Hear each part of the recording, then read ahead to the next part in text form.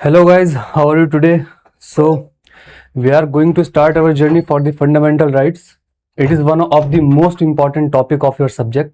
So please ध्यान से देखें और इसको रिवाइज करना ना भूलें। मैंने आपसे बोला था फंडामेंटल राइट्स थोड़ा सा पढ़कर आइएगा। आज हम सिर्फ आर्टिकल 12 और 13 को देखेंगे। आर्टिकल 12 हमारा बताता है कि स्टेट के अंदर क्या क्या इंक्लूड होता है और स्टेट इस पर्सपेक्टिव से बताता है आर्टिकल 12 के जो फंडामेंटल राइट्स ने स्टेट के ऊपर पाबंदियां लगाई हैं वो स्टेट के कौन कौन से एलिमेंट के ऊपर लगेंगी। फॉर एग्जांपल, अगर हमारा फंडामेंटल राइट वायलेट होता है via the state that has the part like legislature, executive, तो उसमें और क्या क्या चीजें इंक्लूड होंगी। तो without any further ado let us start our study. So fundamental rights are contained under part 3 of the Constitution and they begin from Article 12 and up to Article 35. So before starting studying the fundamental rights, there is a question in our mind that what actually are rights? Rights होते क्या हैं? तो right भी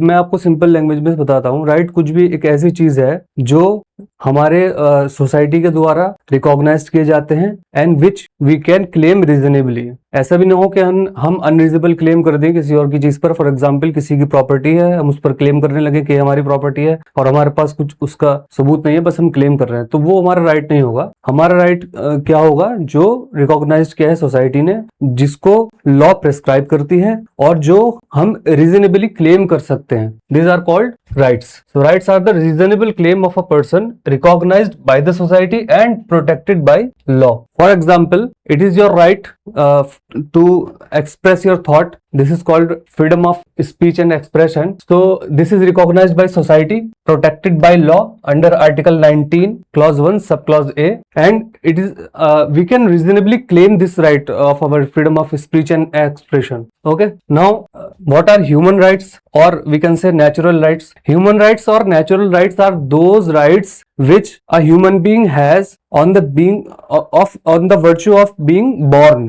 जो कि birth से ही उसके पास होते हैं। These rights are enjoyable by individual by virtue of birth.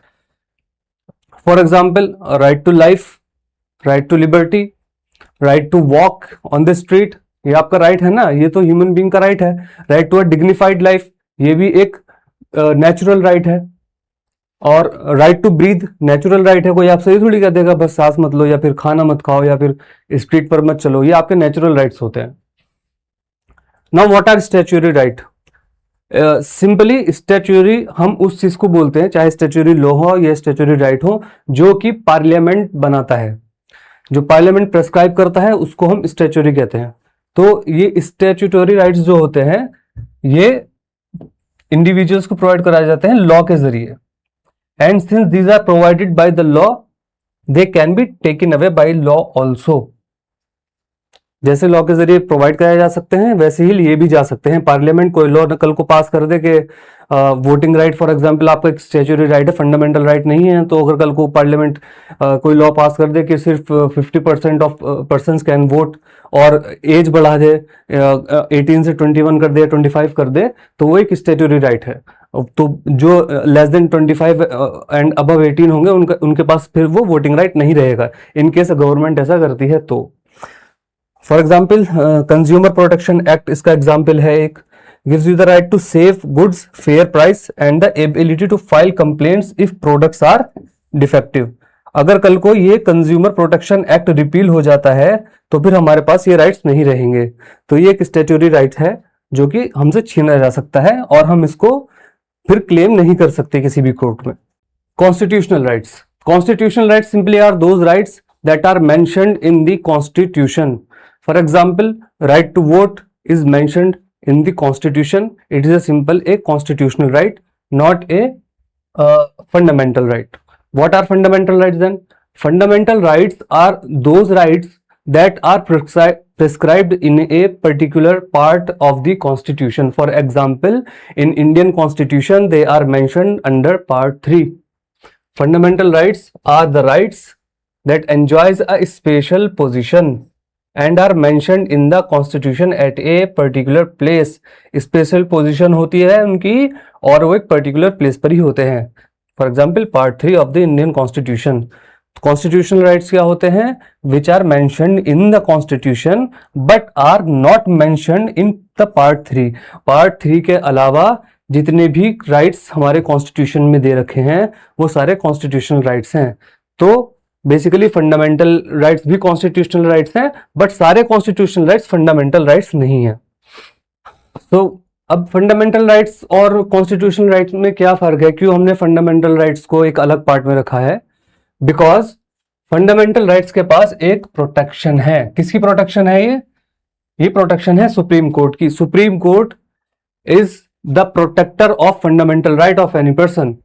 So there cannot be a law, ऐसी कोई भी लॉ नहीं हो सकती that is in contravention to the fundamental right.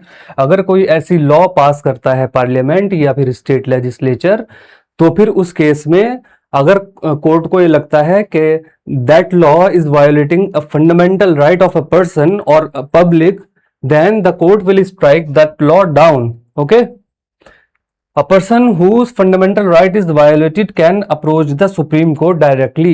This is given under Article 32. Article 32 is very much important and it is the soul of the Constitution. Because without Article 32, we will study about Article 32 in later classes, but let me tell you in brief that if Article 32 does not exist, then you cannot approach the Supreme Court directly for the violation of your fundamental right. You have to approach the lower court, then the high court, then the Supreme Court. But in the case, since Article 32 exists, a person whose fundamental right is violated can approach directly to the Supreme Court. Let's see about fundamental rights. What are their qualities? Okay, fundamental rights are justiciable in nature. Justiciable का मतलब क्या होता है कि अगर आपका fundamental right violet हुआ है तो आप उस केस में सुप्रीम कोर्ट में जाकर या फिर हाई कोर्ट में जाकर ये दावा कर सकते हैं कि सर मेरा फंडामेंटल राइट वायलेट हुआ है, मुझे मेरा fundamental right दिलवाइए।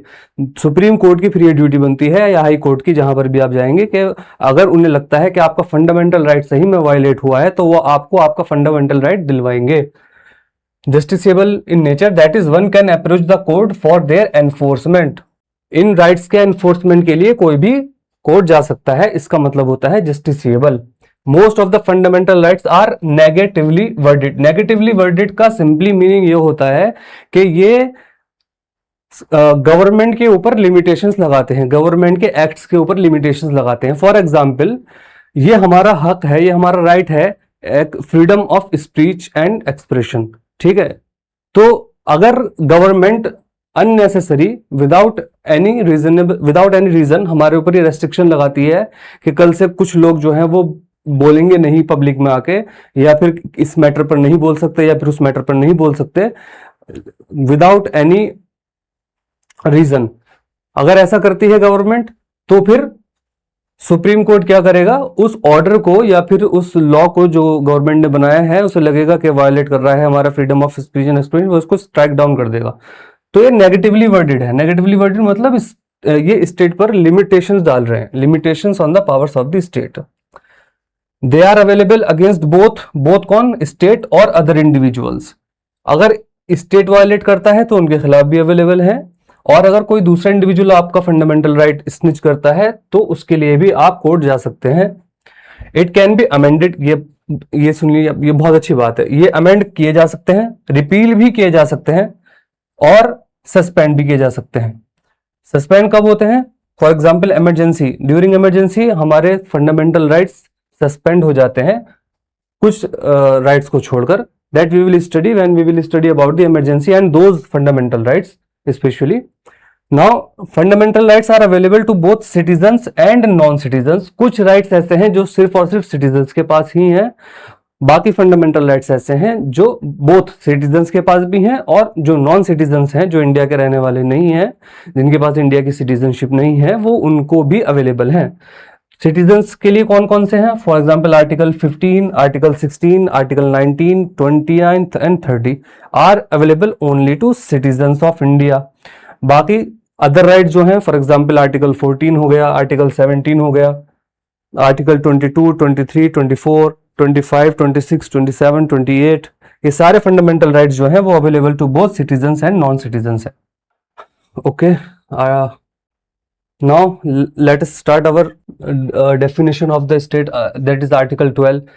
The first article under part 3 is Article 12, which gives us the definition of state. Why is it giving us the definition of state? क्योंकि हमारा फंडामेंटल राइट अगर government ने snitch कर दिया, या फिर गवर्नमेंट के किसी एक पार्ट ने या फिर किसी एक बॉडी ने हमारा फंडामेंटल राइट को वायलेट किया, तो हम कैसे साबित करेंगे कोर्ट में कि वो गवर्नमेंट की ही बॉडी है? तो उसके लिए डेफिनेशन ऑफ स्टेट दी गई है कॉन्स्टिट्यूशन में. Article 12 of the Indian constitution provides the definition of the term state.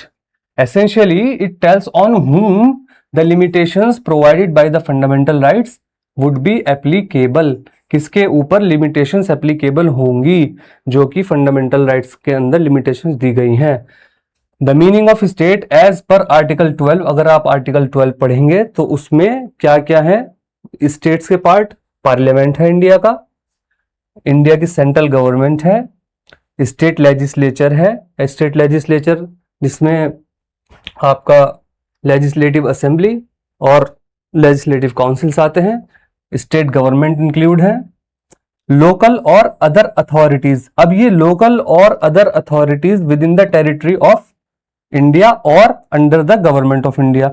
Local और अदर अथॉरिटीज ये एक बहुत ही वेग टर्म है. वेग का मतलब, इसका मतलब कुछ भी निकाला जा सकता है कि लोकल बॉडीज क्या होंगी या फिर अदर अथॉरिटीज क्या होंगी. ये सही से बहुत ही एम्बिग्युअस टर्म्स हैं ये.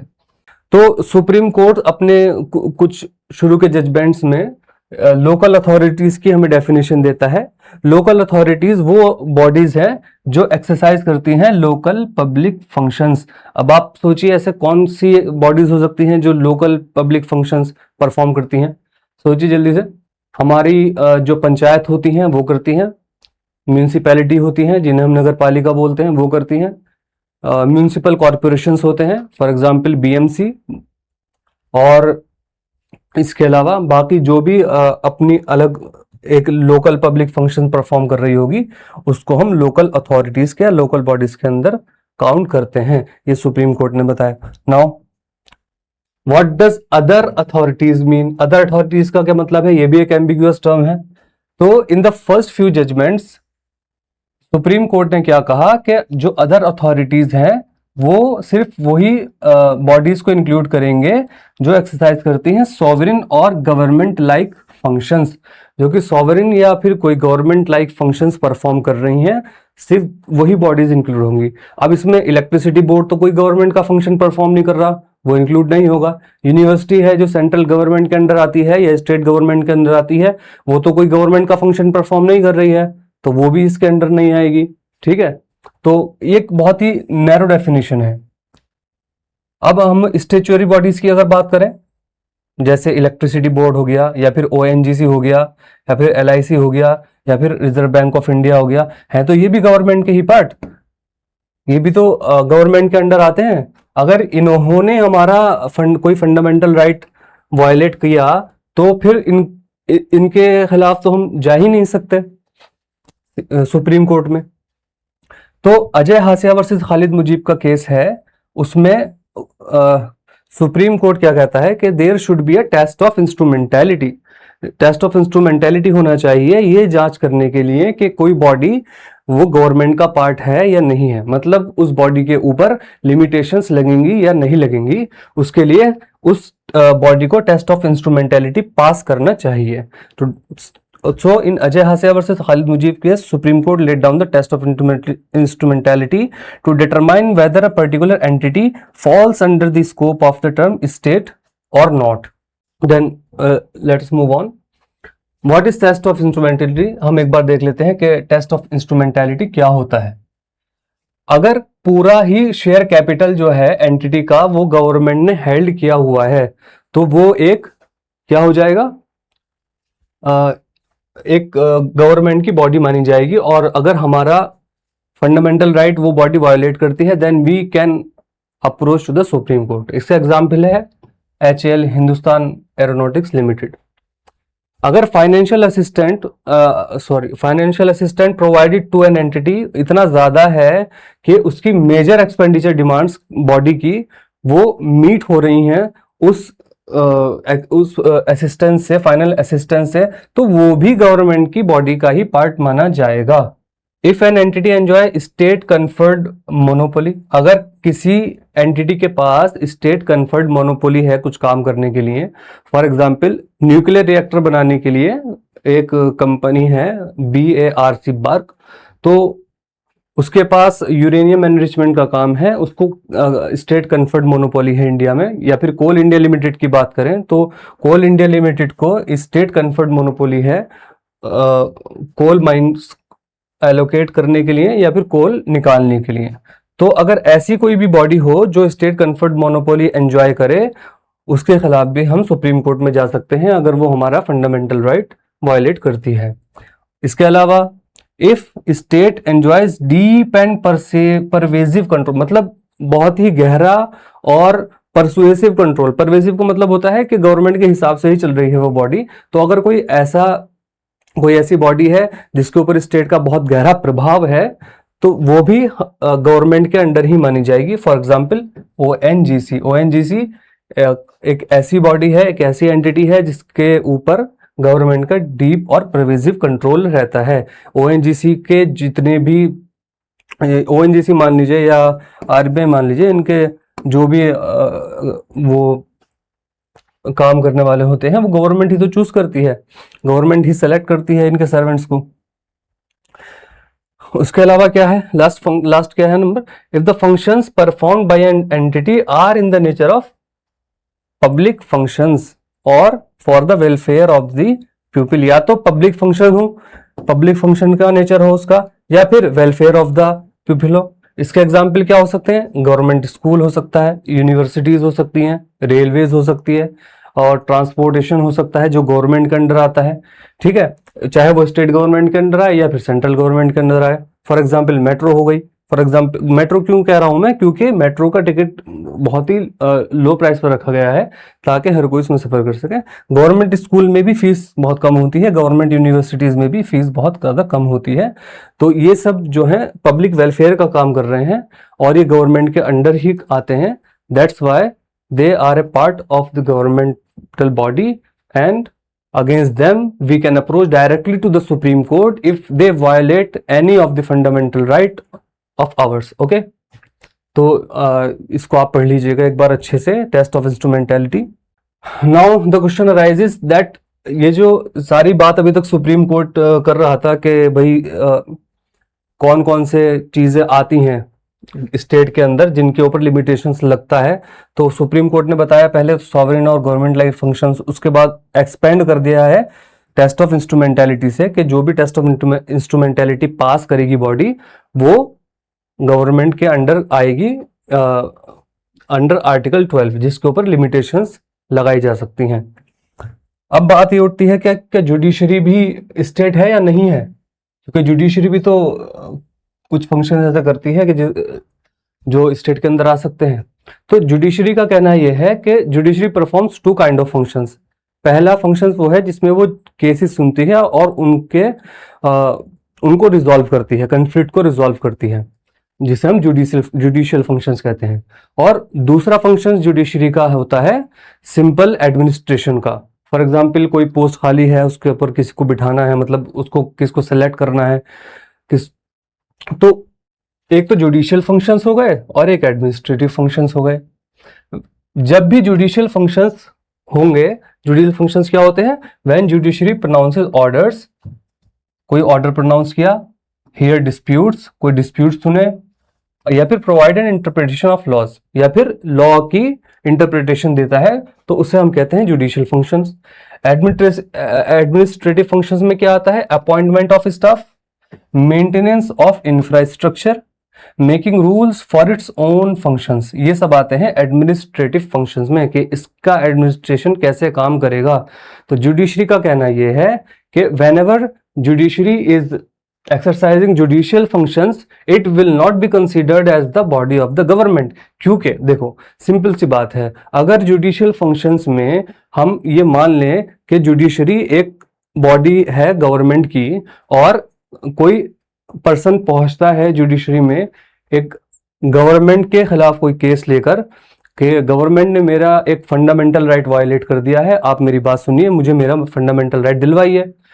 लेकिन जुडिशरी को क्या पता चलता है कि ऐसा कुछ भी नहीं हुआ है, गवर्नमेंट ने कोई किसी का फंडामेंटल राइट नहीं वायलेट किया है, गवर्नमेंट ने कोई लॉ या जो ऑर्डर पास किया है वो रीजनेबल था, अंडर रीजनेबल कंडीशंस किया है।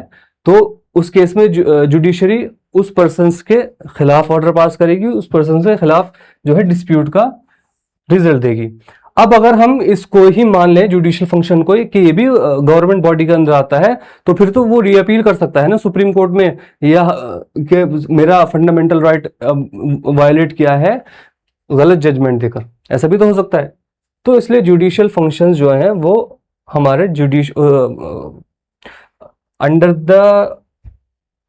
अंडर स्टेट नहीं आते हैं, under article 12।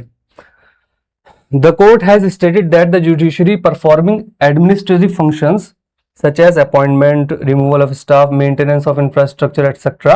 will be considered as state। जब जुडिशरी एडमिनिस्ट्रेटिव फंक्शन परफॉर्म कर रहा होगा तभी हम उसको स्टेट मानेंगे, अदरवाइज जब जुडिशियल फंक्शंस परफॉर्म कर रहा होगा तो हम उसको स्टेट नहीं मानेंगे। स्टेट की डेफिनेशन मतलब अंडर आर्टिकल 12 में जो है उसके अंदर। Now let's jump to article 13। Article 12 में बस स्टेट की डेफिनेशन ही दे रखी है। अगर आप कॉन्स्टिट्यूशन पढ़ेंगे, मैंने आपसे बोला था जब भी आप पॉलिटी पढ़िएगा तो बेयर एक्ट को अपने सामने रखिएगा। आर्टिकल 12 आपने पढ़ लिया होगा, नहीं पढ़ा है तो वीडियो पॉज करिए, बैक जाइए, आर्टिकल 12 पढ़िए, फिर दोबारा देखिए। अब यहाँ पर भी वीडियो पॉज कर लीजिए और आप एक बार आर्टिकल 13 पढ़िए, आर्टिकल 13 में क्या दिया हुआ है। आर्टिकल 13 में जुडिशियल रिव्यू की बात की गई है। जुडिशियल रिव्यू क्या होता है समझते हैं। Article 13 of the constitution provides the power of judicial review to the courts. किस लिए? To review the actions of the legislature and the executive. Executive के या लेजिस्लेचर के एक्शंस को देखने के लिए, रिव्यू करने के लिए जुडिशियल रिव्यू की पावर आर्टिकल 13 देता है जुडिशरी को। क्यों देता है? क्योंकि मान लीजिए एग्जीक्यूटिव ने या लेजिस्लेचर ने कोई ऐसा एक्ट किया या फिर कोई ऐसा लॉ बनाया या फिर कोई ऐसा ऑर्डर पास कर दिया है एग्जीक्यूटिव ने कि जो आपका फंडामेंटल राइट वायलेट कर रहा है, तो कोर्ट के पास आर्टिकल 13 के अंदर ये पावर है कि वो उस लॉ को रिव्यू करे, और अगर कोर्ट को लगता है कि वो लॉ आपका फंडामेंटल राइट वायलेट कर रही है तो वो उसको स्ट्राइक डाउन कर देगा। अब टू चेक का मतलब क्या है? चेक का मतलब होता है कि उनकी पावर पे लिमिटेशन लगाना। वेदर दे कन्फर्म मतलब है कि क्या वो जो फंडामेंटल राइट्स के प्रोविजंस हैं उनके हिसाब से ही काम कर रहे हैं या नहीं कर रहे। To check whether they conform to the provisions of the fundamental rights. ठीक है, तो एक तरीके से जो हमारी जुडिशरी होती है वो चेक्स एंड बैलेंसेस का काम करती है between judiciary on the one hand and legislature and executive on the other hand. It also states that state cannot make any law। state कोई भी लॉ ऐसा नहीं बना सकता या फिर कोई ऐसा लॉ जो ऑलरेडी एग्जिस्टेंस में है उसको कंटिन्यू नहीं कर सकता है जो कि कंट्रावेंशन में हो फंडामेंटल राइट्स के after the commencement of the constitution of India. Constitution of India के कमेंसमेंट से पहले इंडिया गवर्न होता था गवर्नमेंट ऑफ इंडिया एक्ट 1935 से। तो अगर कोई भी ऐसा एक्ट है जो गवर्नमेंट ऑफ इंडिया एक्ट में है या फिर कोई उससे पहला एक्ट है जो कि कंटिन्यूएशन में है और वो फंडामेंटल राइट्स के प्रोविजंस के खिलाफ है, तो वो लॉ जो है खुद ब खुद वॉइड हो जाएगा, खत्म हो जाएगा, और स्टेट फर्दर कोई भी ऐसा लॉ नहीं बना सकता जो कि फंडामेंटल राइट्स के अगेंस्ट हो। कॉन्ट्रावेंशन का मतलब होता है कि फंडामेंटल राइट्स के खिलाफ है, अगेंस्ट है। दिस आर्टिकल, ये जो आर्टिकल 13 है, is applicable to both post constitutional and pre constitutional laws. Post constitutional और प्री कॉन्स्टिट्यूशनल का मतलब है हमारा कॉन्स्टिट्यूशन जब लागू हुआ, इसका मतलब 26 जनवरी 1950 वो डेट है जब हमारा कॉन्स्टिट्यूशन लागू हुआ। तो 1950 26 जनवरी 26 ऑफ जनवरी 1950 के बाद जितनी लॉज बनी हैं उसको हम पोस्ट कॉन्स्टिट्यूशनल लॉज कहते हैं, और उससे पहले जो लॉ एग्जिस्ट करती थी उसको प्री कॉन्स्टिट्यूशनल लॉज कहते हैं। नाउ आर्टिकल 13 क्लॉज 2 क्या कहता है? Article 13 clause 2 includes delegated legislation. पहले तो डेलीगेटेड लेजिस्लेशन का मतलब समझ लेते हैं क्या होता है। फॉर एग्जाम्पल, आप अपनी फैमिली का ही एग्जाम्पल ले लीजिए। आपके पेरेंट जो हैं, आपके अगर कोई छोटे सिबलिंग्स हैं या नहीं भी हैं, तो let's consider that you have a younger sibling of yours, और आपके पेरेंट्स कहीं बाहर जा रहे हैं। तो आपके पेरेंट्स आपसे क्या बोलते हैं कि अपने छोटे भाई का या अपनी छोटी बहन का ख्याल रखना। तो अब तक कौन ख्याल रख रहा था? आपके पेरेंट्स रख रहे थे उनके खाने पीने का, या फिर उनको अगर कहीं जाना है तो वहाँ ले जाने का, अगर वो बहुत ज़्यादा छोटे हैं, माइनर हैं, तो उनकी और चीज़ों का ख्याल रखना। ये आपके ऊपर, वो पहले पेरेंट्स कर रहे थे, अब पेरेंट्स को कहीं जाना है तो उन्होंने आपके ऊपर ये काम सौंप दिया। सिंपली इसी को हम डेलीगेटेड वर्क कहते हैं, कि हमने कि अपना काम किसी और को सौंप दिया। अब मैं इसको पार्लियामेंट्री उसमें समझाता हूँ आपको, बेसिस में क्या होता है। पार्लियामेंट के देखो दो दो चीजें हैं। एक तो जो हम मेंबर्स चूज करके भेजते हैं, चाहे वो स्टेट लेजिस्लेचर की बात हो या पार्लियामेंट की बात हो, वो हर चीज में परफेक्ट नहीं होते। हो सकता है वो किसी फील्ड में परफेक्ट हो सकता है वो किसी दूसरी फील्ड में परफेक्ट ना हो। फॉर एग्जांपल, हो सकता है कोई क्रिमिनल जस्टिस में परफेक्ट हो सकता है, लेकिन हो सकता है वो डिजिटल प्रोटेक्शन या डिजिटल राइट्स के बारे में इतना ना जानता हो। मैं एक एग्जांपल ले रहा हूँ सिंपली। तो ऐसे भी ऐसा बहुत होता है। वो स्पेसिफिकली किस चीज में अच्छे हो सकते हैं, या फिर हो सकता है कि वो लेमैन हो, कुछ नहीं जानते हो, सिर्फ अपने जो एरिया से, जिस कॉन्स्टिट्यूएंसी से वो आए हो, उसी की प्रॉब्लम जानते हो।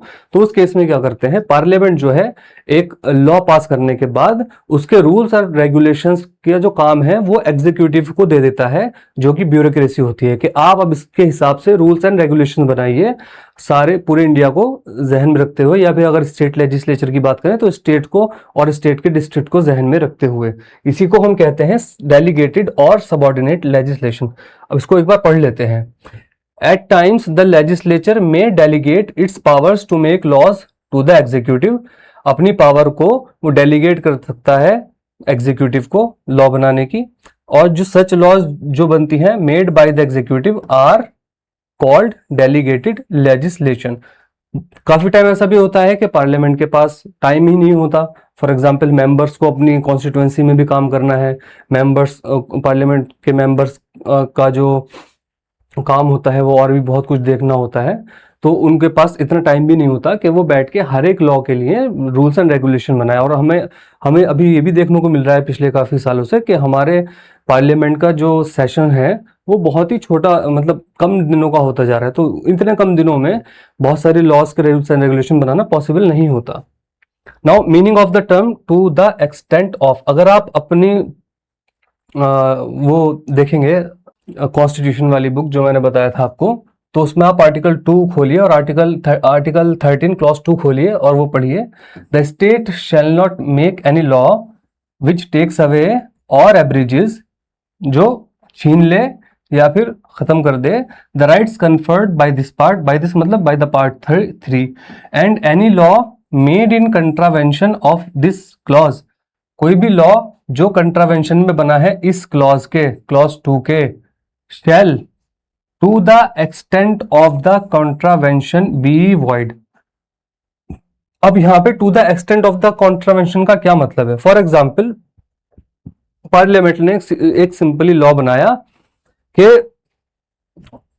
सुबह 6 बजे के बाद, सुबह 6 बजे से पहले, मैं इसको ऐसे लिखता हूं, 10 PM to 6 AM loud noises नहीं होंगी। No loud noise, for example है ना, ये ले लेते हैं एक example. No loud noises are allowed. DJ हो या फिर कोई कुछ भी हो, तो लाउड, या कोई हॉन्किंग कर रहा हो, हॉर्न बजा रहा हो, तो लाउड नॉइज जो है अलाउड नहीं होंगी फ्रॉम 10 PM टू 6 AM। और साथ साथ में ये भी कह दिया कि 10 PM से 6 PM के बीच no one will get out of their house. तो ये लॉ बना दिया जिसमें दोनों पार्ट हैं लॉ के अंदर, ठीक है। अब ये पार्ट जो है कि लाउड नॉइज अलाउड नहीं है, तो ये तो हमारा कोई फंडामेंटल राइट नहीं है ना, लाउड नॉइज करना। लाउड नॉइज करना हमारा कोई फंडामेंटल राइट है ही नहीं। तो ये तो ठीक बात है, ठीक है, 10 PM के से 6 PM तक लाउड नॉइज होनी भी नहीं चाहिए, क्योंकि लोग बाग सोते हैं उस टाइम पे। और सबसे बड़ी प्रॉब्लम हमें एनवायरनमेंट की देखने को मिलती है कि जो बर्ड्स होती हैं, उनकी भी जो स्लीप साइकिल है वो भी बिगड़ जाती है इसकी वजह से, और उनको बहुत ज़्यादा प्रॉब्लम्स फेस करनी पड़ती हैं। हमने देखा है कि इसकी वजह से एक्सटिंक्शन होने का भी खतरा होता है। तो इसमें तो कोई बुरी बात नहीं है, बट अगर ये भी ऐड कर दिया है उसमें, no one will get out of their house of their home, तो इसमें क्या लगा दिया गवर्नमेंट ने, रेस्ट्रिक्शन लगा दी है कि अब आप अपने घर से बाहर नहीं निकलेंगे। लेकिन घर से बाहर निकलना, कहीं जाना, हमें fundamental right under article 19 clause 1 sub clause D और सब क्लॉज ई में हमें ये दे रखा है कि हम कहीं भी जा सकते हैं, पूरे इंडिया में कहीं भी घूम सकते हैं, कहीं भी स्टे कर सकते हैं किसी भी टाइम पर। तो अगर हम कोर्ट में जाएंगे एक केस लेकर कि सर हमारा फंडामेंटल राइट ये एब्रोगेट हो रहा है, यहाँ पर वायोलेट हो रहा है, तो वो जो सुप्रीम कोर्ट या हाई कोर्ट जहां पर भी हम जाएंगे वो पूरी लॉ को ही स्ट्राइक डाउन नहीं करेगा। ऐसा नहीं होता, पूरी लॉ को नहीं करेगा, सिर्फ इस पार्ट को स्ट्राइक डाउन कर देगा, क्योंकि यही सिर्फ एक ऐसा पार्ट है जो कंट्रावेंशन में फंडामेंटल राइट के। तो इसी का मतलब यह है कि to the extent of the contravention be void, contravention के एक्सटेंट तक ही वाइड होगा, उसके अलावा वाइड नहीं होगा। हाँ, अगर कोई ऐसा केस आ जाता है कि हम इसको नहीं हटा सकते, कोई कोई लॉ ऐसा है कि उसमें ये भी ऐड है और कुछ ऐसी चीज भी ऐड है कि हम उसको अलग नहीं कर सकते बिल्कुल भी, तो फिर उस केस में सुप्रीम कोर्ट या हाई कोर्ट पूरे लॉ को ही स्ट्राइक डाउन कर देगा। ये मतलब होता है to the extent of, it means that the entire law may not be held void, पूरी लॉ जो है वो वाइड हेल्ड नहीं की जाएगी, rather only a part of it that is inconsistent with the fundamental rights will be held void. That is the meaning of article 13 subclause 2. Now there is a question to ponder that जो ये constitutional amendments होते हैं, constitutional amendment bills होते हैं और वो bill pass होने के बाद एक्ट बन जाते हैं, does those constitutional amendment acts fall under the category of law और of law under article 13 subclause 2? क्या आर्टिकल 13 के अंदर वो लॉ माने जाएंगे या नहीं माने जाएंगे? तो इस डिबेट को लेकर सुप्रीम कोर्ट में काफी ज्यादा केसेस हुए हैं और सुप्रीम कोर्ट ने इसके ऊपर जजमेंट दिए हैं टाइम टू टाइम पे कि हम सीए को लॉ मानेंगे या नहीं मानेंगे, वो हम देखते हैं कैसे कैसे होता है। मैं पहले आपको जरा इसकी थोड़ी सी हिस्ट्री बता देता हूँ कि क्या हुआ था, उसके बाद वी विल सी। बिफोर 1947 आपको पता है हमारे यहाँ जमींदारी होती थी, तीन तरीके के होती थी, एक तो जमींदारी होती थी, एक रियोतवारी सेटलमेंट था और एक परमानेंट सेटलमेंट था। ठीक है, जमींदारी, रियोतवारी और परमानेंट, इसको हम एक्चुअली महलवारी बोलते हैं, महलवारी। इसमें जमींदार होते थे, इसमें भी जमींदार होते थे जिनके पास लैंड होती थी, और इनमें जो टिलर्स होते थे उनके पास लैंड होती थी। अब हुआ क्या कि जमींदार के पास जो लैंड है ऑलरेडी वो बहुत ज्यादा है, बहुत ज्यादा लैंड है। जो टिलर्स हैं वो उनके पास लैंड नहीं है, वो सिर्फ एज ए टेनेंट काम करते थे उस जमीन के ऊपर। तो ये कांग्रेस के सामने, कांग्रेस, इंडियन नेशनल कांग्रेस के सामने आजादी से पहले ही मुद्दा आया कि जो टेनेंट्स हैं उनका एक्सप्लॉयटेशन हो रहा है, उनके पास अपनी खुद की लैंड नहीं है, वो किसी और की लैंड को टिल्ट कर रहे हैं, ट्रायल कर रहे हैं। तो अब इसके बाद क्या हुआ, जब आजादी हुई तो कांग्रेस ने कहा कि जो जमीन है, मतलब अगर आप हम पढ़ेंगे इससे आगे भी, directive principle of state policy जो कि पार्ट 4 में दिया हुआ है, उसमें आर्टिकल 39B और 39C में कहा गया है कि जो जितनी वेल्थ होगी ना सबके पास, वो हम रीडिस्ट्रीब्यूट करेंगे लोगों में ताकि इनइक्वालिटी को कम किया जा सके। अब ये जो लैंड है वो भी हमारी एक तरीके से हमारी प्रॉपर्टी है और वो वेल्थ है हमारी, तो वो कंसंट्रेटेड है अगर फ्यू हैंड्स के अंदर, तो फिर हम इनइक्वालिटी को कम कैसे करेंगे? कर ही नहीं सकते, इनइक्वालिटी बल्कि बढ़ सकती है इसकी वजह से। तो क्या हुआ कि आर्टिकल 39B और 39C को लागू करने के लिए फर्स्ट कॉन्स्टिट्यूशनल अमेंडमेंट एक्ट पास हुआ। ठीक है, अब इंपॉर्टेंट ये है कि कॉन्स्टिट्यूशनल अमेंडमेंट एक्ट जो है क्या वो लॉ है या नहीं है। First CAA was pass to remove right to property as a fundamental right in order to implement land reforms. Land reforms, इसी को लैंड रिफॉर्म्स बोलते हैं, जो मैंने आपको भी बताया है। एक अपर लिमिट लगा देते हैं लैंड के ऊपर कि इससे ज्यादा लैंड आप नहीं रख सकते, उसके ऊपर जो लैंड हो गई आपके पास उस टाइम पे वो रिडिस्ट्रीब्यूट हो जाएगी अमंग द टिलर्स। या फिर जिनके पास नहीं है। तो राइट टू प्रॉपर्टी आर्टिकल 31 में है, हुआ करता था पहले, अब नहीं है। तो राइट टू प्रॉपर्टी को as a fundamental right remove किया, और ताकि लैंड रिफॉर्म को इंप्लीमेंट कर सके। In Shankari Prasad versus union of India case में it was challenged on the ground of violating fundamental right. अब क्योंकि article 31 is under part 3 of the constitution, hence article 31 is a fundamental right. तो इसको शंकरी प्रसाद ने challenge किया इस ग्राउंड पे कि मेरा फंडामेंटल राइट वायलेट हो रहा है, मेरी जमीन जो है वो दी जा रही है, डिस्ट्रीब्यूट की जा रही है। पेटिशनर ने बोला, जो पेटिशनर थे, कि since no law can be made in contravention of the fundamental rights, तो फर्स्ट सीएए जो है वो अनकॉन्स्टिट्यूशनल है। रेस्पोंडेंट ने क्या बोला कि 31A ऐड करे हैं, ये 31A और 31B जो है वो ऐड करे गए हैं बाद में, have been enacted in pursuance of DPSP mentioned under 39B and 39C। जो 39B और 39C के अंदर directive principle of state policies हैं, उसको इंप्लीमेंट करने के लिए 31A और 31B को इनेक्ट किया गया है। Parliament can provide exceptions to some fundamental rights in favour of DPSP under part 4। ये रेस्पोंडेंट कौन है यहाँ पर? गवर्नमेंट है। गवर्नमेंट ने बोली ये बात कि हम पार्लियामेंट ऐसा कर सकता है कि 30 के कुछ फंडामेंटल राइट्स को डीपीएसपी के फेवर में एक्सेप्शन दे सकता है कि हाँ भाई डीपीएसपी उनके ऊपर काम कर सकते हैं, फंडामेंटल राइट उसके नीचे रहेंगे। अब डीपीएसपी क्या होता है पहले मैं बता दूं आपको। डीपीएसपी डायरेक्शंस होती हैं, सिंपली डायरेक्टिव प्रिंसिपल्स है, मतलब एक डायरेक्शन दी जाती है स्टेट को कि आप इस प्रिंसिपल की डायरेक्शन में पॉलिसी बनाइए। For example child health care पे पॉलिसी बनाई है, वुमेन हेल्थ केयर पे पॉलिसी बनाई है, for example uniform civil code पर आप पॉलिसी बनाइए, और भी बहुत सारे डीपीएसपी जब हम पढ़ेंगे ना तब पढ़ेंगे क्या होते हैं। तो बेसिकली डायरेक्शंस होती हैं स्टेट को कि स्टेट पॉलिसी जो बनाएगी वो किन प्रिंसिपल्स पर बनाएगी। ये अब आगे देखते हैं क्या होता है। पहले आर्टिकल 31 है और 31B की जिस्ट देख लेते हैं। आर्टिकल 31 जो है 5 तरह की लॉ को specific 5 specific categories of law को घोषित करता है कि दे will not be declared void if they conflict with Article 14 or Article 19. This article protects 5 specific categories of laws from being declared void if they conflict with Article 14 or Article 19. Hence, it allows the state to take over private property or modify property rights for public welfare. या तो take over कर लेगी private property पे, या फिर modify कर देगी property rights को पब्लिक वेलफेयर के लिए, without the law being cancelled by courts. ये था आर्टिकल 31A। और आर्टिकल 31B क्या है? आर्टिकल 31B ने एक सेफ हेवन क्रिएट कर दिया, किसके लिए? स्पेसिफिक लॉस के लिए जो गवर्नमेंट बनाएगा।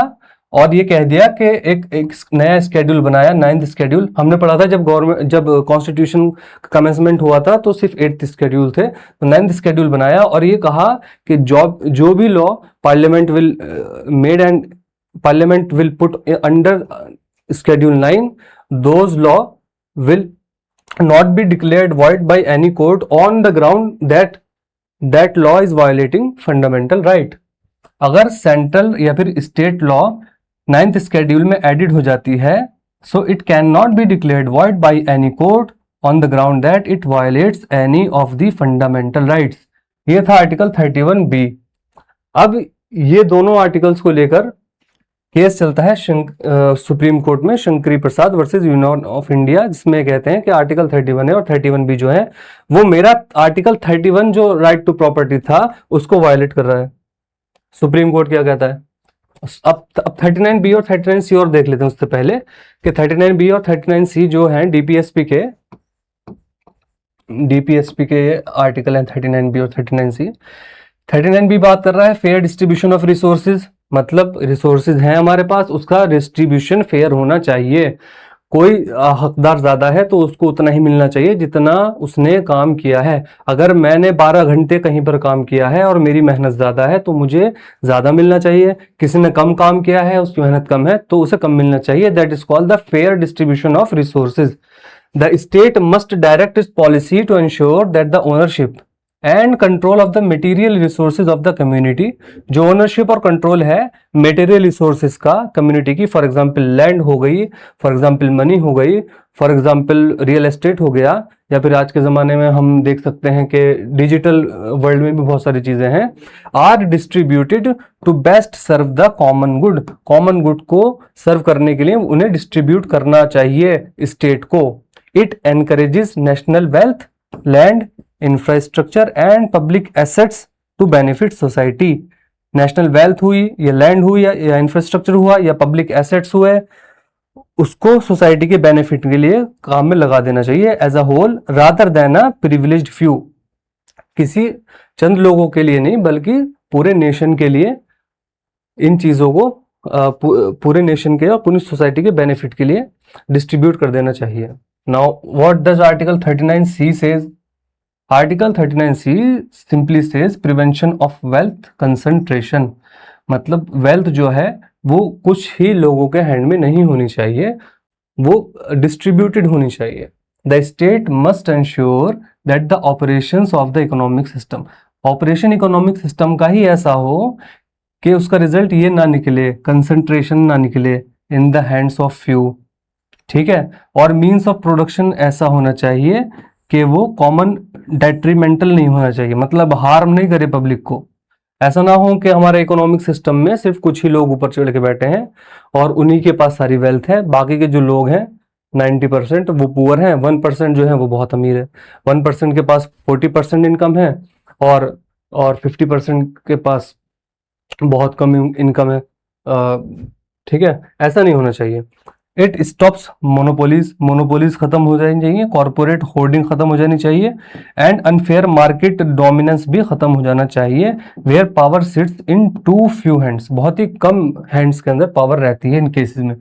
ये 39C और 39B को लागू करने के लिए पार्लियामेंट ने इनेक्ट किया 31A और 31B, जो कि Shankari Prasad versus union of India में ये कहा गया कि वो 31 जो कि राइट टू प्रॉपर्टी है उसको वायलेट कर रहा है। अब देखते हैं सुप्रीम कोर्ट ने क्या बोला। सुप्रीम कोर्ट ने कहा कि पार्लियामेंट के पास पावर होती है लॉ बनाने की, दो पावर्स होती हैं। पहली होती है ऑर्डिनरी लॉ बनाने की पावर, दूसरी होती है कॉन्स्टिट्यूशनल लॉ या कॉन्स्टिट्यूशन को अमेंड करने की पावर। तो ऑर्डिनरी लेजिस्लेटिव पावर या फिर constituent legislative power. Ordinary legislative power में सिर्फ ऑर्डिनरी लॉज आती हैं, वहीं कॉन्स्टिट्यूएंट लेजिस्लेटिव पावर में कॉन्स्टिट्यूशन का अमेंडमेंट आता है या उसमें एडिशन होता है या उसमें कुछ कोई लॉ रिपील होती है, उसको हम कहते हैं कॉन्स्टिट्यूएंट लेजिस्लेटिव पावर। कोर्ट ने कहा जहां तक ऑर्डिनरी लेजिस्लेटिव का सवाल है, it is subjected to judicial review under article 13, but constituent legislative power is not subject to judicial review। Constituent legislative power जो है वो जुडिशियल रिव्यू में सब्जेक्ट नहीं है। इसका मतलब क्या हुआ कि CAA जो है, कॉन्स्टिट्यूशनल अमेंडमेंट एक्ट जो होते हैं वो लॉ नहीं है अंडर आर्टिकल 13। हेंस जो फर्स्ट CAA है 1951 का वो कॉन्स्टिट्यूशनली वैलिड है। As a result, Supreme Court gave the decision in favor of the government and upheld the validity of the first CAA। इसका मतलब ये भी हो गया है, सुप्रीम कोर्ट ने बोल दिया है कि कॉन्स्टिट्यूशन अमेंडमेंट्स एक्ट क्योंकि वो जुडिशियली रिव्यू नहीं कर सकते, इसका मतलब वो लॉ की कैटेगरी के अंदर नहीं आएंगे जो आर्टिकल 13 में बताए हैं कि लॉ जो है वो कॉन्ट्रावेंशन टू फंडामेंटल राइट्स नहीं होनी चाहिए। ये हमारा पहला केस था। अब आगे देखते हैं कि क्या प्रोग्रेस होती है। अब आता है 1965 में सज्जन Singh versus state of Rajasthan case आता है, ठीक है। इसमें जो ये दिया था ना, ये 3 जजेस बेंच ने दिया था। अगर कोई भी केस दोबारा जाता है सुप्रीम कोर्ट के अंदर, फॉर एग्जांपल ये क्या केस था, ये केस था फंडामेंटल राइट वर्सेस DPSP, यही तो केस था ये कि क्या DPSP के रिगार्डिंग हमारा कोई फंडामेंटल राइट वायलेट हो सकता है, नहीं हो सकता। तो उसके लिए केस था, उसमें ये बात रखी गई थी कि जो कॉन्स्टिट्यूशनल अमेंडमेंट एक्ट है, फर्स्ट कॉन्स्टिट्यूशनल अमेंडमेंट एक्ट, वो फंडामेंटल राइट को वायलेट कर रहा है और डीपीएसपी को प्रायोरिटी दे रहा है। अब जब दोबारा यही सवाल आया गवर्नमेंट के सामने, या फिर जब सुप्रीम कोर्ट के सामने दोबारा सवाल आता है ना कोई भी, ये तो मैं सिर्फ एग्जांपल दे रहा हूं आपको यहाँ पर, तो जब यहाँ पर 3 जजेस बेंच था और जब ये क्वेश्चन दोबारा सुप्रीम कोर्ट में जाएगा तो same bench, same number of जजेस बेंच उस पर फैसला नहीं सुना सकते, उससे हायर नंबर ही सुना सकते हैं। मतलब 5 जजेस बेंच होगी या 4 जजेस बेंच होगी, फिर अगर दोबारा जाएगा तो अब की बार 7 होगी, फिर दोबारा जाएगा तो 9 होगी, फिर दोबारा जाएगा तो हो सकता है 10 हो या 11 हो, है ना। तो ऐसे होता है, सेम नंबर ऑफ जजेस बेंच या उससे लेस नंबर ऑफ जजेस बेंच उसके ऊपर नहीं सुनाती हैं फैसला। Now Sajjan Singh versus state of Rajasthan में क्या हुआ है, सुप्रीम कोर्ट रीइटरेटेड इस पोजीशन, सुप्रीम कोर्ट ने फिर अपनी पोजीशन रीइटरेट करी कि CAs are not law, hence they are not subject to judicial review. 5 जज की बेंच बैठी थी इस बार, कोर्ट ने दिया है 3-2 का डिसीजन, मतलब 3 लोग जो थे, 3 जजेस जो थे वो इस जो अपना रिट्रेटेड पोजीशन की है सुप्रीम कोर्ट ने जो ऑर्डर दिया है वो उसके पक्ष में थे।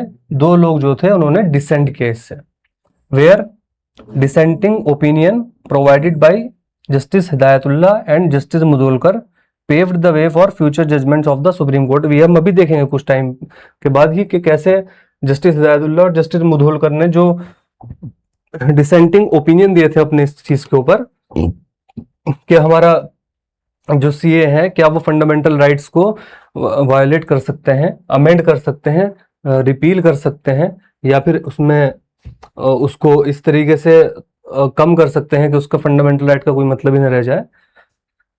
देखते हैं क्या कहा इन्होंने। तो जस्टिस हिदायतुल्लाह ने कहा कि fundamental rights are unamendable, fundamental rights amendable नहीं है। कॉन्स्टिट्यूशनल क्यों नहीं है? क्योंकि कॉन्स्टिट्यूएंट असेंबली ने कोई भी ऐसा प्रोविजन नहीं दिया है इस पार्ट के अंदर, पार्ट 3 के अंदर, जो उसके इनके अमेंडमेंट की बात करे। पार्ट 3 तो एक स्पेशल पार्ट है ना, तो इसको अमेंड करने के लिए, पार्ट 3 को अमेंड करने के लिए कोई भी ऐसा प्रोविजन नहीं दिया है पार्ट 3 में ही। दूसरी बात क्या है कि अगर पार्लियामेंट अमेंड करेगा फंडामेंटल राइट्स को तो इसका मतलब क्या होगा कि हम पार्लियामेंट को कॉन्स्टिट्यूएंट असेंबली के इक्वल रख रहे हैं, जो कि है नहीं। कॉन्स्टिट्यूएंट असेंबली भी तो अपने में अलग है, उसने पूरा कॉन्स्टिट्यूशन बनाया है। Parliament amending fundamental right would equalize parliament to the constituent assembly. Justice Mudholkar ने क्या बोला है कि हर कॉन्स्टिट्यूशन में सर्टेन पार्ट्स होते हैं जो कि अमेंडेबल होते हैं और सर्टेन पार्ट्स होते हैं जो कि अनअमेंडेबल होते हैं। Every constitution has certain part that can be amended and certain parts that can not be amended. इसका क्या हुआ कि डिसेंट इन्होंने डिसेंट जो दिया उससे ये क्वेश्चन खड़ा हुआ कि क्या फंडामेंटल राइट्स को अमेंड किया जा सकता है या नहीं किया जा सकता। अभी तक तो सुप्रीम कोर्ट कह रहा था कि क्योंकि सीए लॉ नहीं है तो फंडामेंटल राइट को अमेंड किया जा सकता है। अब आप एक चीज नोटिस करिए कि पहला केस जो हुआ था, जो फर्स्ट सीए हुआ था, वो 1951 में हुआ था। हाँ ठीक है, ये है यहाँ पर 1951 में हुआ था। 1951 में, 1952 में जनरल इलेक्शंस हुए थे। तो 1952 में जो गवर्नमेंट बनी थी वो बहुत मतलब स्ट्रांग गवर्नमेंट बनी थी, बहुत स्ट्रांग मेजॉरिटी की गवर्नमेंट बनी थी। सेम ईयर 1965 में भी जो गवर्नमेंट बनी थी वो स्ट्रांग, 1965 में भी जो गवर्नमेंट थी वो भी स्ट्रांग मेजॉरिटी की गवर्नमेंट थी। ठीक है, 1965 के बाद क्या हुआ कि इंदिरा गांधी की गवर्नमेंट आती है। इंदिरा गांधी की गवर्नमेंट जो थी वो शुरू में वीक गवर्नमेंट थी, क्योंकि इंदिरा गांधी के खिलाफ ही, मतलब इंदिरा गांधी के जो मेंबर्स थे, कैबिनेट मेंबर्स, वो समझते थे कि Indira Gandhi is not much powerful, hence we can, हम अपनी चला सकते हैं वहां पर। अब क्या हुआ, अब एक केस आता है सुप्रीम कोर्ट के पास, IC Golaknath versus state of Punjab in 1967। अब मैंने बताया था ना आपको कि बेंच हमेशा जब भी वो सेम सवाल सुप्रीम कोर्ट के सामने आएगा तो लोअर बेंच या सेम नंबर ऑफ जजेस बेंच उस पर फैसला नहीं देते हैं, वो नहीं सुनते हैं केस को। हमेशा मोर नंबर ऑफ जजेस बेंच को उस केस को सुनते हैं। तो इस टाइम 11 जजेस बेंच ने हर्ड किया केस को, सुना है, जहां पे 17th जो कॉन्स्टिट्यूशनल अमेंडमेंट एक्ट था उसको चैलेंज किया गया था फॉर वायोलेटिंग फंडामेंटल राइट।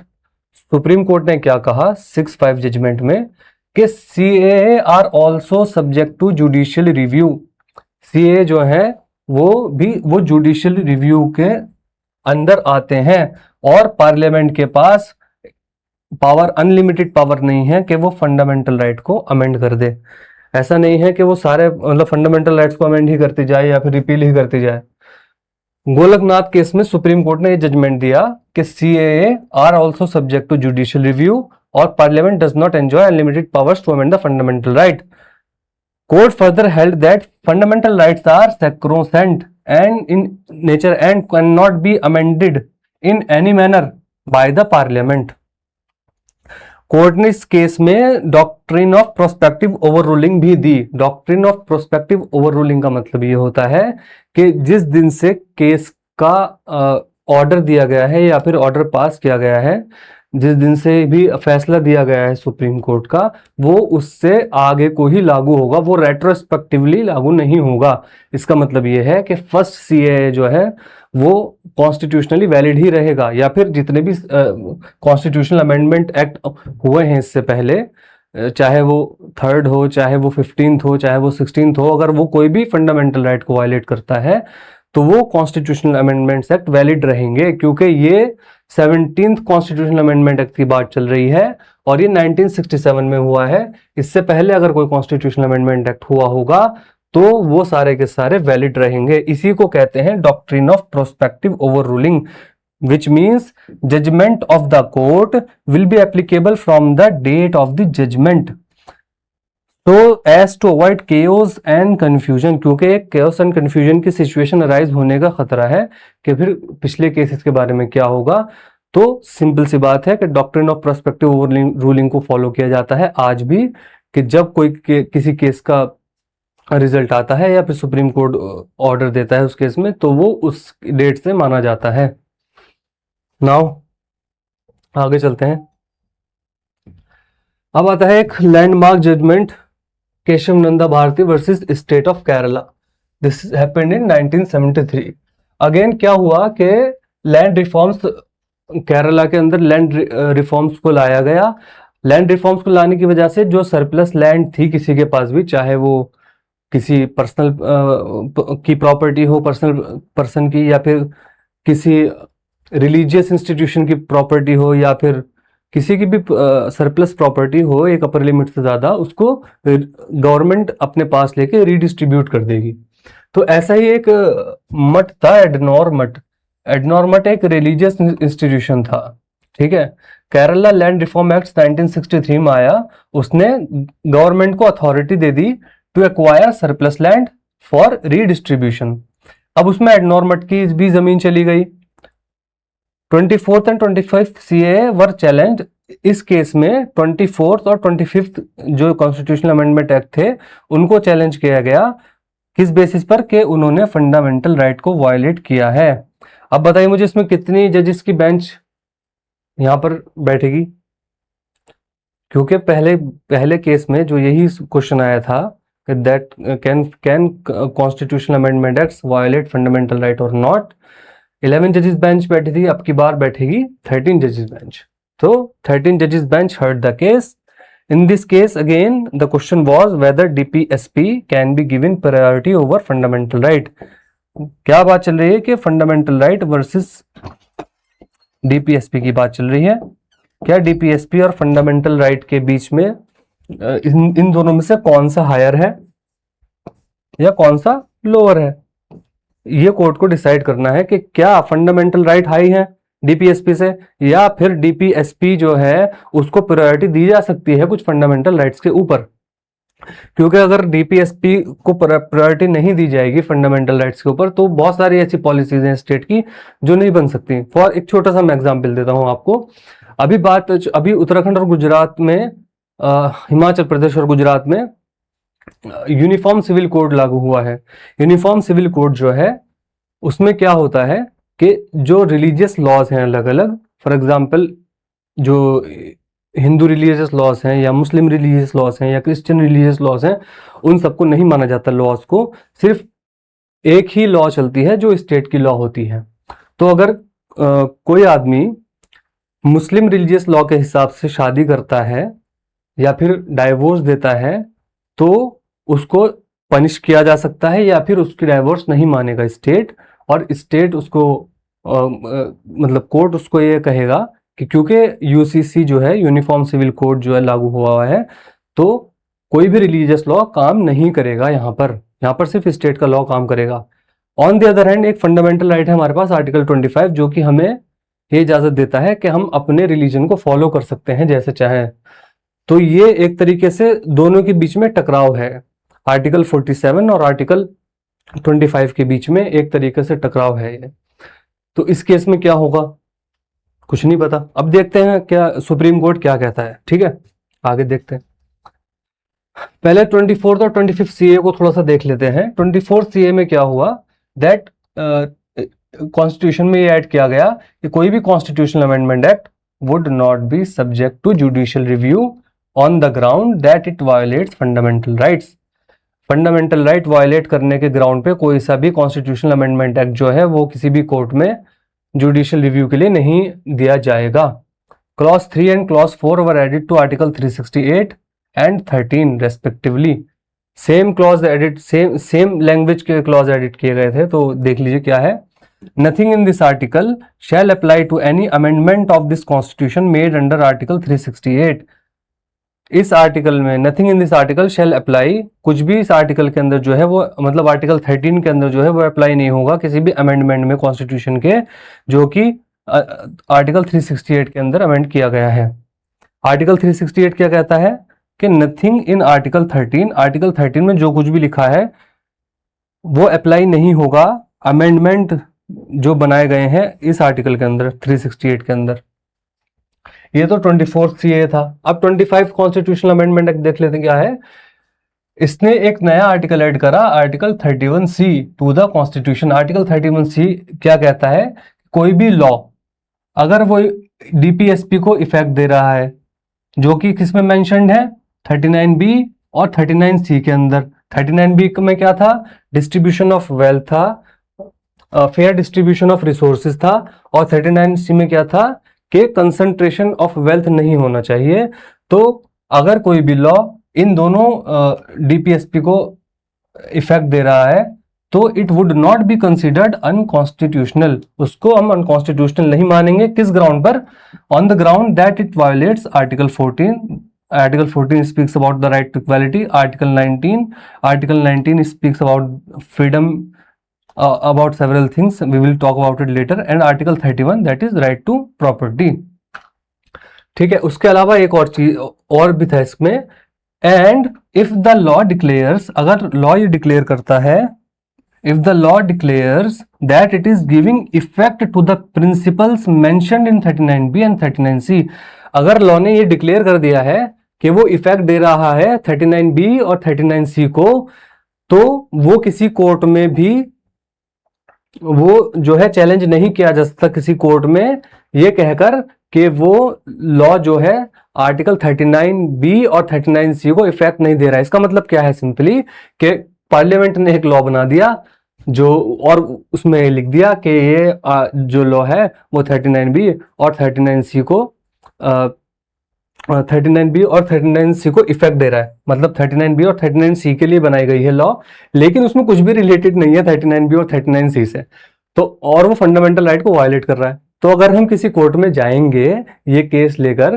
कि सर डीपीएसपी तो मेंशन है उसके अंदर कि 39B और 39C को इफेक्ट देगा, लेकिन ऐसा कुछ भी नहीं है जो उसको इफेक्ट दे लॉ को, तो इस अमेंडमेंट ने क्या कर दिया, इस अमेंडमेंट ने कहा कि इस बेस पर आप चैलेंज ही नहीं कर सकते कोर्ट में इस अमेंडमेंट को, किसी भी अमेंडमेंट को, on the ground that aforesaid law, जो भी लॉ बनाई है, is not giving effect to those principle, इन प्रिंसिपल्स को वो लॉ इफेक्ट नहीं दे रही है। मतलब सिर्फ लिख देंगे कि इफेक्ट दे रही है, हकीकत में लॉ इफेक्ट दे ना दे इससे मतलब नहीं है, फिर आप उसको चैलेंज नहीं कर सकते। अब देखते हैं कि आगे क्या होता है। सुप्रीम कोर्ट ने क्या कहा, सुप्रीम कोर्ट ने कहा कि 24th constitutional amendment act valid है। क्या है 24th कॉन्स्टिट्यूशनल अमेंडमेंट एक्ट के constitutional amendment act would not be subject to judicial review on the ground that it violates fundamental rights. ठीक है साहब, क्लॉज 3 और क्लॉज 4 ऐड कर दिए सिर्फ। Nothing in this article shall apply to any amendment of this constitution made under article 368। ठीक है, आगे देखते हैं क्या है। Fundamental rights can be amended, fundamental rights को हम अमेंड कर सकते हैं। Fundamental rights can be amended, okay. CAs law नहीं है अंडर आर्टिकल 13। ये बात अब यहाँ क्लियर हो गई है कि सीए लॉ नहीं है। 13 जजेस बेंच ने फैसला सुना दिया है कि 24 सीए वैलिड है, फंडामेंटल राइट्स को अमेंड किया जा सकता है। नाउ कॉन्स्टिट्यूशन ऑफ, क्यों किया जा सकता है ऐसा? बिकॉज कॉन्स्टिट्यूशन ऑफ इंडिया जो है वो एक ऑर्गेनिक डॉक्यूमेंट है। ऑर्गेनिक का मतलब ये है वो डायनामिकल है, वो पूरी तरीके से रिजिड नहीं है, डायनामिकल है। उसमें चेंज बहुत ज्यादा जरूरी है। अगर चेंज नहीं करेंगे तो हम स्टैटिक रह जाएंगे और हम बाकी दुनिया से पीछे भी रह सकते हैं। तो इसलिए अगर हो सकता है कि कोई फंडामेंटल राइट ऐसा हो जो हमें पीछे खींच रहा हो, तो उसको अमेंड करना या उसको रिपील करने की जरूरत पड़ सकती है, इन फ्यूचर भी पड़ सकती है। तो इसलिए फंडामेंटल राइट्स को अमेंड किया जा सकता है और सीए को लॉ नहीं माना जाएगा under article 13। Taking away amendment powers from the parliament would make it static, static बना देगा बिल्कुल कॉन्स्टिट्यूशन को और हमारी पॉलिटी को। अब बात करते हैं 25th सीए की। 25th सीए जो 1971 में पास हुआ था वो पार्शियली वैलिड है। पार्शियली का मतलब क्या है कि सुप्रीम कोर्ट ने कहा कि हाँ चलो ठीक है, ये पार्ट तो आपका हमने मान लिया, ये पार्ट वैलिड है कि कोई भी लॉ जो कि डीपीएसपी में जो कि 39B और 39C डीपीएसपी को इफेक्ट दे रहा होगा, उसको हम अनकॉन्स्टिट्यूशनल नहीं मानेंगे। किस ग्राउंड पे? कि वो 14, 19 या आर्टिकल 31 को वायलेट कर रहा है। लेकिन ये जो बाकी का पार्ट है कि आपने कह दिया कि 39B और 39C को वो इफेक्ट दे रहा, मतलब वो इस पे कुछ काम करेगा, बट इसके हिसाब से तो उसमें कुछ भी नहीं लिखा हुआ, उसमें लिखा कुछ और ही है लॉ के अंदर, तो ये तो नहीं माना जाएगा। इसको हम चैलेंज कर सकते हैं कोर्ट में। तो इसलिए इसको कोर्ट ने क्या कर दिया? वॉइड डिक्लेयर कर दिया कि ये पार्ट जो है वॉइड है, ये पार्ट बेकार का है।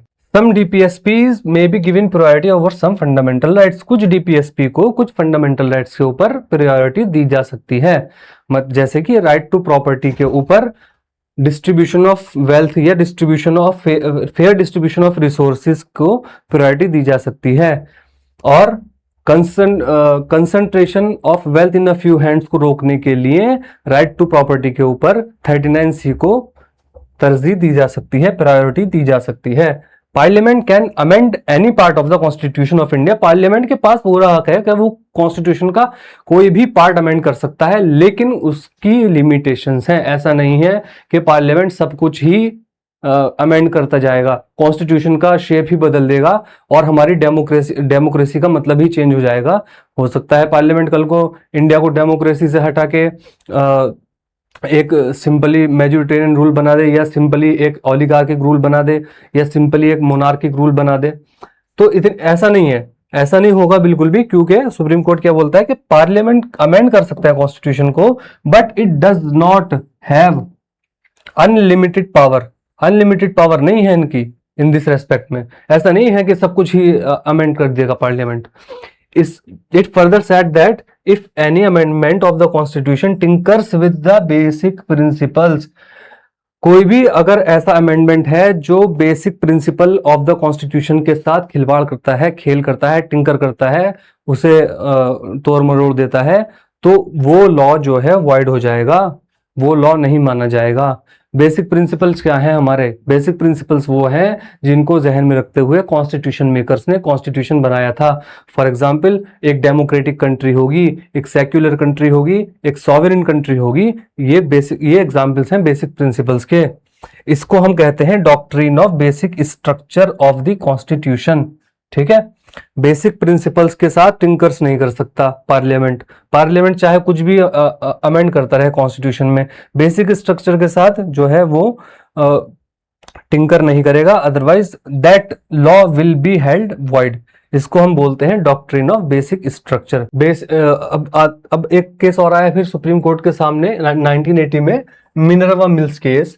42nd कॉन्स्टिट्यूशनल अमेंडमेंट एक्ट पास हुआ और ये कहा जाता है कि 42nd जो अमेंडमेंट एक्ट है वो उसे हम मिनी कॉन्स्टिट्यूशन भी कहते हैं, क्योंकि बहुत सारी चीजें अमेंड करी इस इसमें पार्लियामेंट ने, और इस टाइम पर गवर्नमेंट किसकी थी? इंदिरा गांधी की थी। It added 2 more clauses to the article 368 in order to turn over the judgment of Kesavananda Bharati case. Parliament ने केशव नंदा भारती केस को टर्न ओवर करने के लिए 2 नए आर्टिकल ऐड कर दिए, क्लॉजेज ऐड कर दिए आर्टिकल 368 में।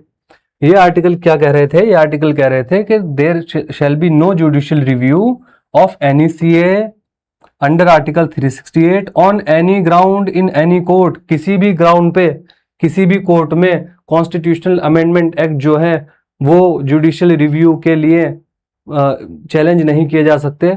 उनका जुडिशियल रिव्यू पॉसिबल ही नहीं है किसी भी कोर्ट में। हैंस क्या कर दिया? मतलब पार्लियामेंट के पास अनलिमिटेड पावर है कॉन्स्टिट्यूशन को अमेंड करने के लिए। आप क्या बेसिक प्रिंसिपल्स की बात कर रहे हैं सुप्रीम कोर्ट?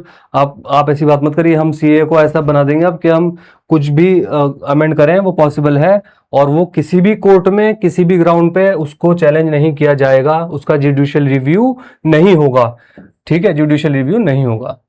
सुप्रीम कोर्ट क्या कहता है इस केस में कि भैया देखो ऐसा है, जुडिशियल रिव्यू जो है ना वो पार्ट है बेसिक स्ट्रक्चर का कॉन्स्टिट्यूशन के, और आप जो है ना कॉन्स्टिट्यूशन के बेसिक स्ट्रक्चर को ट्रिंकर कर रहे हो। तो ये जो लॉ है ना, ये जो लॉ बनाया आपने, ये वाला जो पार्ट है, ठीक है, इसको कर दिया कॉन्स्टिट्यूशन ने वॉइड डिक्लेयर के बेकार की बात है। आप जो है बेसिक स्ट्रक्चर थोड़ी खत्म कर सकते हो कॉन्स्टिट्यूशन का, फिर कॉन्स्टिट्यूशन का मतलब क्या रह जाएगा? कुछ मतलब ही नहीं रह जाएगा। फिर तो ऐसे सारे के सारे जो क्लॉजेज हैं वो चेंज हो जाएंगे, हमारे फंडामेंटल राइट्स छीन ले जाएंगे, है ना। तो इसलिए judicial review is a part of the basic structure of the constitution of India. It can not be taken away by any amendment of constitution. Therefore article 368(4) and 368(5) is held void.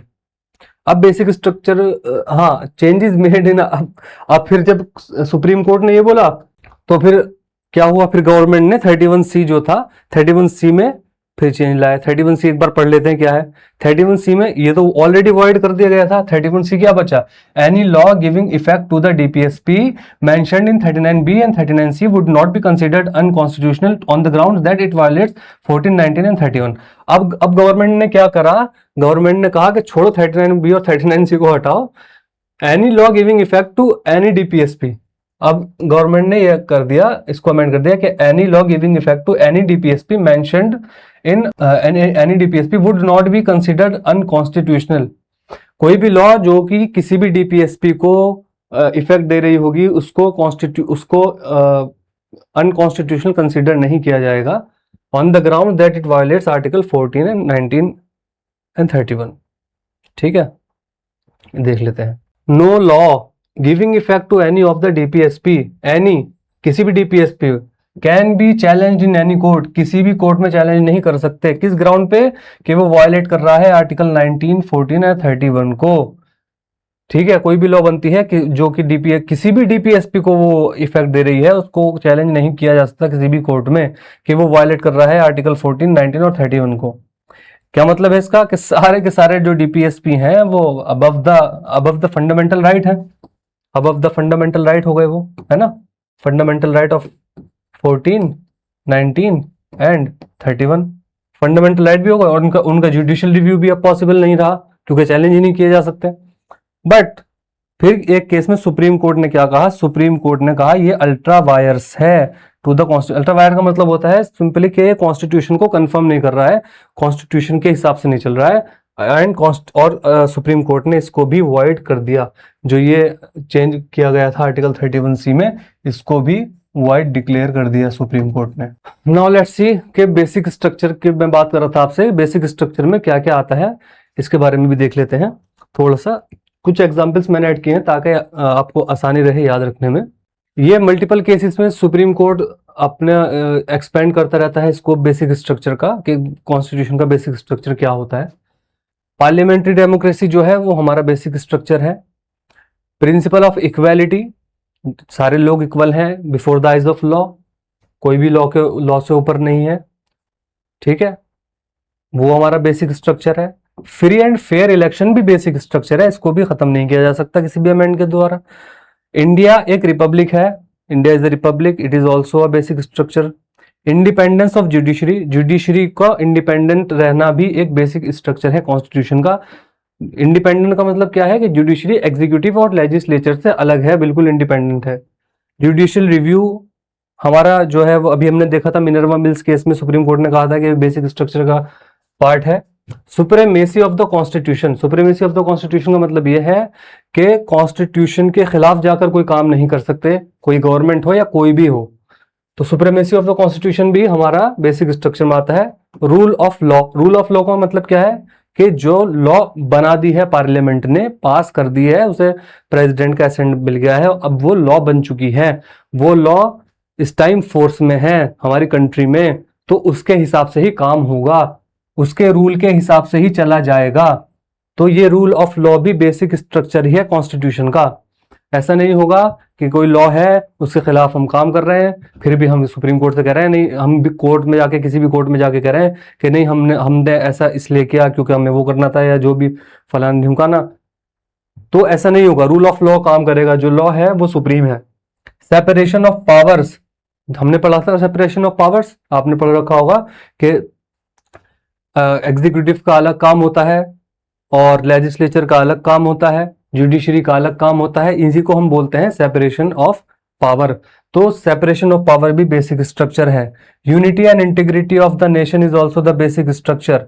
Federalism को भी खत्म नहीं कर सकते आप, ऐसा नहीं कर सकते कल को कि सारी स्टेट्स को कहते हैं कि आप यूनियन के सबऑर्डिनेट हैं, आप यूनियन के अंडर ही काम करेंगे।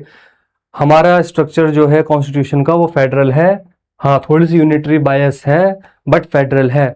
तो फेडरलिज्म को खत्म नहीं कर सकते और सेक्युलरिज्म को भी खत्म नहीं कर सकते।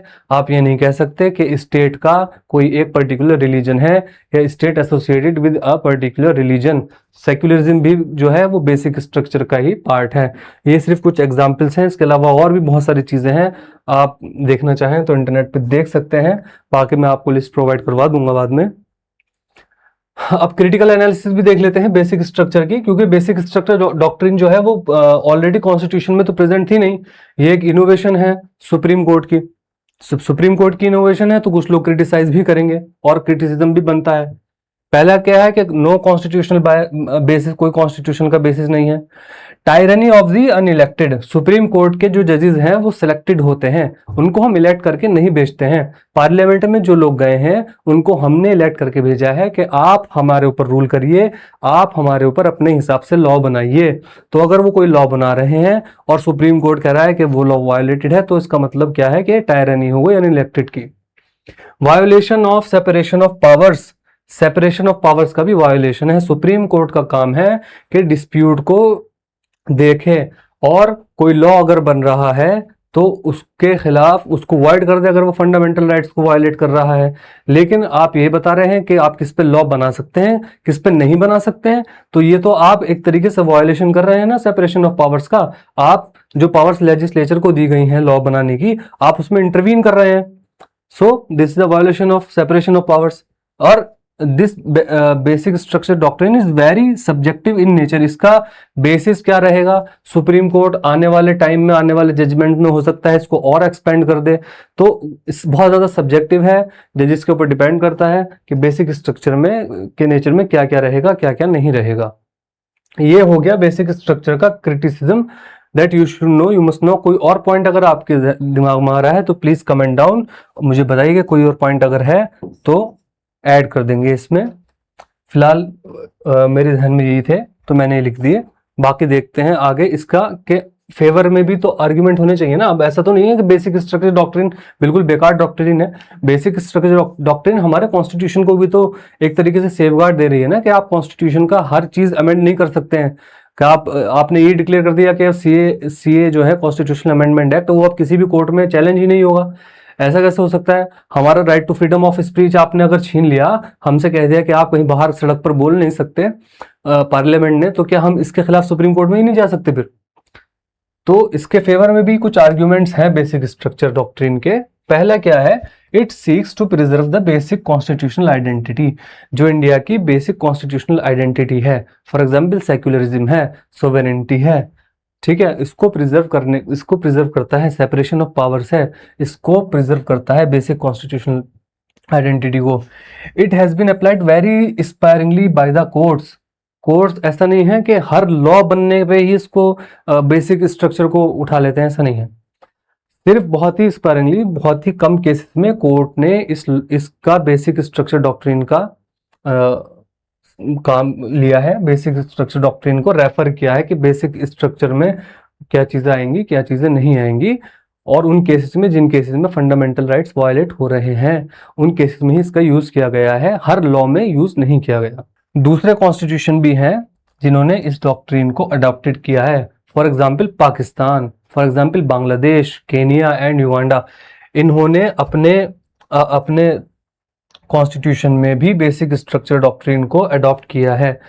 तो बेसिक स्ट्रक्चर डॉक्ट्रिन है तो कुछ अच्छी चीज है, ऐसा नहीं बुरी चीज है, but you should know about its pros and its cons. इसका क्रिटिसिज्म भी मालूम होना चाहिए और इसके फेवर में क्या आर्गुमेंट्स हैं वो भी आपको मालूम होने चाहिए। अब बात आती है कि फर्स्ट कॉन्स्टिट्यूशनल अमेंडमेंट एक्ट में चलते हैं जरा दोबारा से, और उसमें हम देखते हैं, ये था ना एक 31B में एक सेफ हेवन दी गई थी लॉ को कि स्पेसिफिक लॉज होंगी कुछ जिसको हम 9th शेड्यूल में रखेंगे, और अगर ऐसा लॉ जो 9th शेड्यूल में है, it can not be declared void by any court on the ground that it violets any of the fundamental rights. अगर कोई लॉ को हमने 9th शेड्यूल में रख दिया है तो उस लॉ को वॉइड नहीं कहा जाएगा सिर्फ इस बेसिस पर कि वो किसी भी फंडामेंटल राइट को वायोलेट कर रहा है। इसके बारे में क्या कहना है 9th शेड्यूल के बारे में? क्या इसको सुप्रीम कोर्ट वॉइड कर देगा या नहीं करेगा? सुप्रीम कोर्ट को इसको वॉइड कर देना चाहिए या नहीं कर देना चाहिए 9th शेड्यूल को? क्योंकि अगर हम कोई भी लॉ इसमें रखे 9th शेड्यूल में तो उसको हम वॉइड ही डिक्लेयर नहीं कर सकते उस लॉ को, तो फिर तो हमें 9th शेड्यूल को ही वॉइड करना पड़ेगा ना। अब देखते हैं क्या कहता है supreme court. Supreme court in IR Coelho versus state of Tamil Nadu, ये केस था IR Coelho versus state of Tamil Nadu. इसमें क्या कहता है सुप्रीम कोर्ट कि जो भी लॉ प्लेस हुई हैं 9th शेड्यूल में केशव नंदा भारती केस से पहले, केशव नंदा भारती जजमेंट केस से पहले, ठीक है, उनके लिए तो चलो कोई जुडिशियल रिव्यू नहीं होगा, लेकिन उसके बाद जो भी लॉ प्लेस होंगी 9th शेड्यूल में वो सब ओपन है जुडिशियल रिव्यू के लिए। उनको जुडिशियल रिव्यू किया जाएगा on the grounds of the violating the basic structure of the constitution. Fundamental rights नहीं, बेसिक स्ट्रक्चर अगर कॉन्स्टिट्यूशन का टिंकर करती हैं तो इस बेसिस पर उनका जुडिशियल रिव्यू बनता है। कब? 24/4/1973 में जब केशव नंदा भारती का जजमेंट आया था, इस डेट के बाद से। इसको हम क्या बोलते हैं? Doctrine of prospective over ruling.